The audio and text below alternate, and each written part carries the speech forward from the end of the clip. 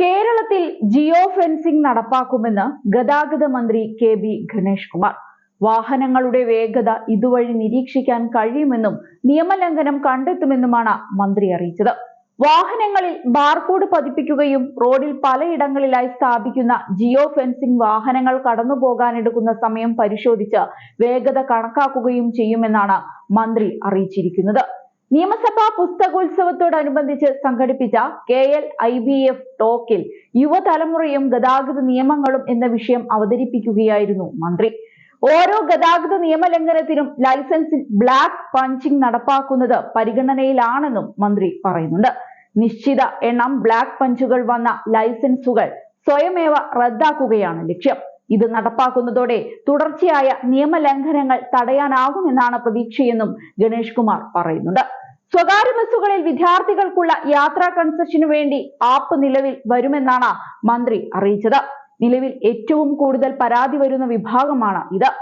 നിയമലംഘനം മൂലം ലൈസൻസ് നഷ്ടമായാൽ തിരികെ ലഭിക്കാനുള്ള നടപടികൾ എളുപ്പമാകില്ലെന്ന സൂചനയാണ് ഗണേഷ് കുമാർ നൽകുന്നത്. അപകടം ഒഴിവാക്കുന്നതിനായി കൊണ്ടുവരുന്ന നടപടികളെല്ലാം പ്രതിഷേധം കൊണ്ട് തകർക്കാൻ ശ്രമം നടക്കുന്നുണ്ടെന്നും ഗണേഷ് കുമാർ ആരോപിക്കുന്നുണ്ട്. ഡ്രൈവിംഗ് ടെസ്റ്റ് പരിഷ്കരണത്തിനെതിരെ ഉയർന്ന പ്രതിഷേധം ഉൾപ്പെടെ ചൂണ്ടിക്കാട്ടിയാണ് അദ്ദേഹത്തിന്റെ ആരോപണം. റോഡിലിറങ്ങുന്ന എല്ലാവർക്കും ഗതാഗത സംസ്കാരം ബാധകമാണ്. നിരത്തുകളിൽ വാശിയുടെ ആവശ്യമില്ല. പരസ്പര ബഹുമാനത്തോടെ പെരുമാറാൻ എല്ലാവരും തയ്യാറാകണം. ആദ്യം വാഹനവുമായി എത്തിയ ആളുകളെയും കൂടുതൽ യാത്രക്കാരുള്ള വലിയ വാഹനങ്ങളെയും കടന്നു പോകാൻ അനുവദിക്കണമെന്നും മന്ത്രി ആവശ്യപ്പെട്ടു. ബസ്സുകളുടെ മത്സരയോട്ടത്തെക്കുറിച്ചും ഗണേഷ് കുമാർ പരാമർശിച്ചു. തുച്ഛമായ ലാഭത്തിനു വേണ്ടിയാണ് പലപ്പോഴും ബസ്സുകൾ അമിത വേഗത്തിൽ ഓടുന്നത്. ഒരു ജീവൻ പൊലിയുമ്പോൾ കുടുംബങ്ങളാണ് അനാഥമാകുന്നതെന്നും ഗണേഷ് കുമാർ ഓർമ്മിപ്പിച്ചു. മരണപ്പെട്ടവരുടെ മാതാപിതാക്കളെ എങ്ങനെയാണ് നാം ആശ്വസിപ്പിക്കുകയെന്നും മന്ത്രി ചോദിച്ചു. അടുത്തിടെയായി സംസ്ഥാനത്ത് അപകടങ്ങൾ കൂടി വരികയാണ്. നിരവധി പേർക്കാണ് ജീവൻ ഇതിൽ നഷ്ടമാകുന്നത്. അമിത വേഗതയും ഡ്രൈവറുടെ അശ്രദ്ധക്കുറവുമാണ് കൂടുതൽ അപകടങ്ങൾക്ക് കാരണമാകുന്നത് എന്ന് പറഞ്ഞ മന്ത്രി ഡ്രൈവർ ഉറങ്ങിപ്പോകുന്നതും അപകടങ്ങൾക്ക് ഇടയാക്കുന്നുണ്ടെന്നും ചൂണ്ടിക്കാട്ടി. അതേസമയം സ്വിഫ്റ്റ് ഡ്രൈവർമാർക്ക് മുന്നറിയിപ്പുമായി ഗതാഗത മന്ത്രി KB ഗണേഷ് കുമാർ എത്തിയതും ശ്രദ്ധേയമാണ്. ഏറ്റവും കൂടുതൽ അപകടമുണ്ടാക്കുന്നത് സ്വിഫ്റ്റ് ഡ്രൈവർമാരാണെന്ന് മന്ത്രി പറഞ്ഞു. നിരന്തരം അപകടമുണ്ടാക്കുന്നവരെ ജോലിയിൽ നിന്ന് പറഞ്ഞുവിടുമെന്നും മന്ത്രി മുന്നറിയിപ്പ് നൽകിയിട്ടുണ്ട്. മൈലേജ് കുറയുന്ന തരത്തിൽ വാഹനം ഓടിക്കുന്നവർക്കെതിരെയും നടപടിയുണ്ടാകുമെന്നും മന്ത്രി മുന്നറിയിപ്പ് നൽകി. ഡീസൽ കത്തിച്ചാൽ പണി പോകും. അപകടകരമായി വാഹനം ഓടിക്കാൻ അനുവദിക്കില്ല. അപകടമുണ്ടാക്കിയാൽ KSRTC ഡ്രൈവറുടെയും ലൈസൻസ് റദ്ദാക്കും. മനുഷ്യജീവൻ വെച്ച് കളിച്ചാൽ യാതൊരു വിട്ടുവീഴ്ചയും ഉണ്ടാകില്ലെന്നും മന്ത്രി പറഞ്ഞു. KSRTC ജീവനക്കാരെ കാരുണ്യ പദ്ധതിയിൽ ഉൾപ്പെടുത്തുമെന്നും മന്ത്രി കൂട്ടിച്ചേർത്തു.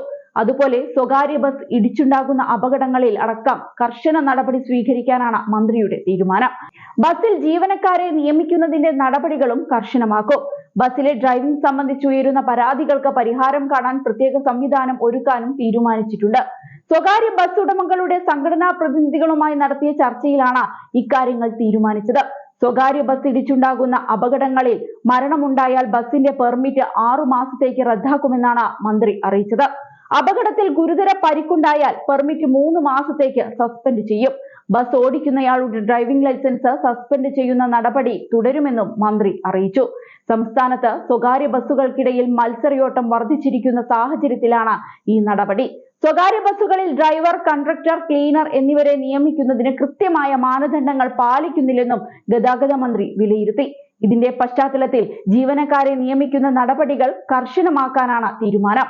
ഇനി മുതൽ പോലീസ് വെരിഫിക്കേഷന് ശേഷം മാത്രമേ ജീവനക്കാരെ നിയമിക്കാൻ പാടുള്ളൂ എന്ന് മന്ത്രി നിർദ്ദേശിച്ചിട്ടുണ്ട്. ഏതായാലും മത്സരയോട്ടം ഇനി നല്ലതിനല്ല. പിടിച്ചാൽ 8ന്റെ പണി തന്നെ കിട്ടുമെന്നുറപ്പ്.